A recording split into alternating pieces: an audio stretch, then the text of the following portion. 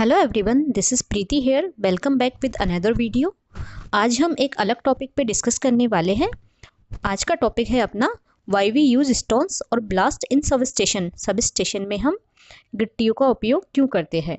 तो अभी आप सब लोग सब स्टेशन से ट्रेनिंग कर रहे हो, तो आपने देखा होगा कि सब स्टेशन में जो गिट्टियाँ यूज़ कर रहे हैं, पूरे यार्ड में, स्विच यार्ड में हर जगह गिट्टियाँ बिछी रहती है।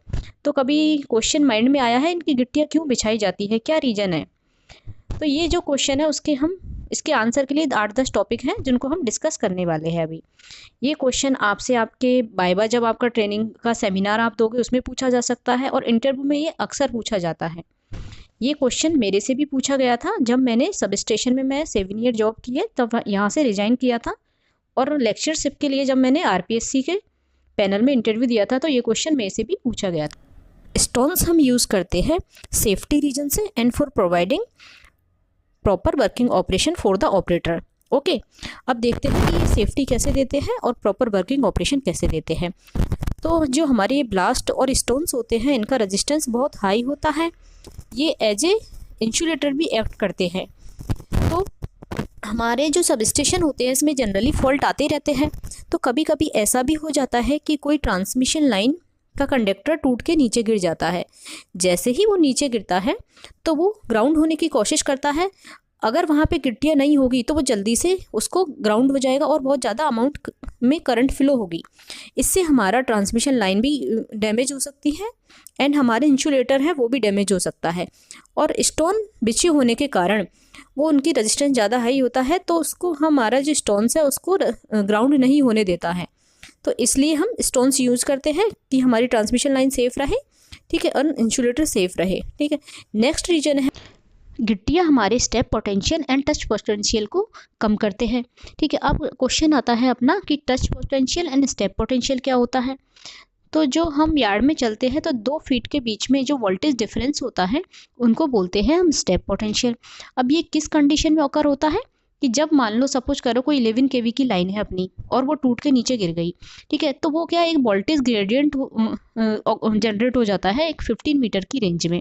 वो कैसे होगा कि जिस लोकेशन पे अपना वायर जस्ट टूट के गिरा है वहाँ पे होगा अपना 11 kV वोल्टेज।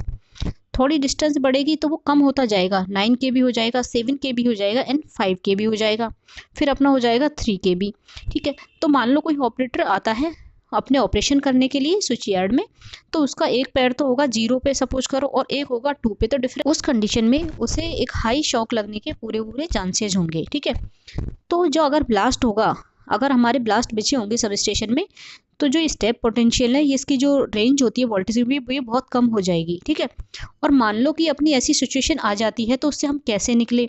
तो हम ऐसी सिचुएशन, मान लो हमें सामने दिख कर ऐसी सिचुएशन में हम फंस चुके हैं, तो हमें जंप कर करके निकलना चाहिए। इसीलिए बोलते हैं कि कभी यार्ड में रनिंग नहीं करनी चाहिए, कभी लॉन्ग स्टेप नहीं चलने चाहिए, ठीक है। छोटे छोटे स्टेप्स ही चलने चाहिए जिससे हमारे वोल्टेज डिफरेंस बहुत कम हो। अगर 2 पैर एक साथ रखेंगे तो वोल्टेज डिफरेंस 0 होगा, तो हमें करंट लगने के चांसेस नहीं होंगे। नेक्स्ट है हमारा टच पोटेंशियल। टच पोटेंशियल क्या होगा कि जैसे अपने ये टावर है, इसकी अर्थिंग की हुई है ना। अगर इस पे मान लो कंडक्टर ऊपर से टूट के इसके टच हो गया और उसी कंडीशन पे हमें पता नहीं है, हमने जाके इसको टच कर दिया, तो अर्थिंग से क्या होगा, जो हाई अमाउंट ऑफ करंट है ऑब्वियसली वो लो रेजिस्टेंस पाथ प्रेफर करेगा और नीचे चला जाएगा। लेकिन कुछ अमाउंट ऑफ करंट हमारी बॉडी के थ्रू भी ग्राउंड होने की कोशिश करेगा, ठीक है। तो वो क्या होगा, ब्लास्ट है तो उसको वो एज ए इंसुलेटर एब्जॉर्ब करके और उसको कम कर देंगे step potential, sorry touch potential को, ठीक है। तो ये हमारा ब्लास्ट का काम हो गया। नेक्स्ट रीजन है जो हमारे सब स्टेशन होते हैं उसमें बड़े बड़े ट्रांसफार्मर होते हैं, ऑयल सर्किट ब्रेकर्स होते हैं, तो उसमें ऑयल भरा होता है। तो जब हम मेंटेनेंस करते हैं या फिर ऑयल लीक भी हो जाता है तो वो नीचे ज़मीन पे गिर जाता है, तो फायर लगने के बहुत चांसेस होते हैं। तो स्टोन बिछे होने से फायर लगने के चांसेस बहुत कम हो जाते हैं। वो क्यों, हमारे स्टोन्स होते हैं वो बहुत जल्दी हीटअप हो जाते हैं। हीटअप होने की वजह से जो ऑयल उन पे उगरता है वो वेपराइज हो जाता है या फिर नीचे ज़मीन में चला जाता है, तो ऑयल आग लगने के चांसेस बहुत कम हो जाते हैं, ठीक है। नेक्स्ट हमारा रीजन है कि जो हमारे स्टोन्स होते हैं ये क्या करते हैं, वाटर को, जो रेन वाटर होता है उसको स्टोर नहीं होने देते हैं। रेन वाटर स्टोर नहीं होगा तो क्या होगा, स्टोर नहीं होने से क्या फ़ायदा अपन को कि कीचड़ नहीं होगा, ठीक है। स्टोर होने से कीचड़, पानी जमा नहीं होगा तो कीचड़ भी नहीं होगा। और जो हमारा ऑपरेटर होता है, जो स्विच यार्ड में आइसोलेटर ओपन करने आता है, क्लोज करने आता है, रीडिंग लेने आता है, तो उसके लिए एक अच्छा ऑपरेशन करने के लिए अच्छे एटमॉस्फेयर उसको मिलेगा। नेक्स्ट है हमारा जो वाइल्ड रेप्टाइल्स होते हैं, एनिमल्स होते हैं, तो उस पर वो जल्दी से चल नहीं पाते। ये कौन कौन से, स्नैक, रैट्स वगैरह होते हैं, तो उस पर मूव नहीं कर पाते हैं।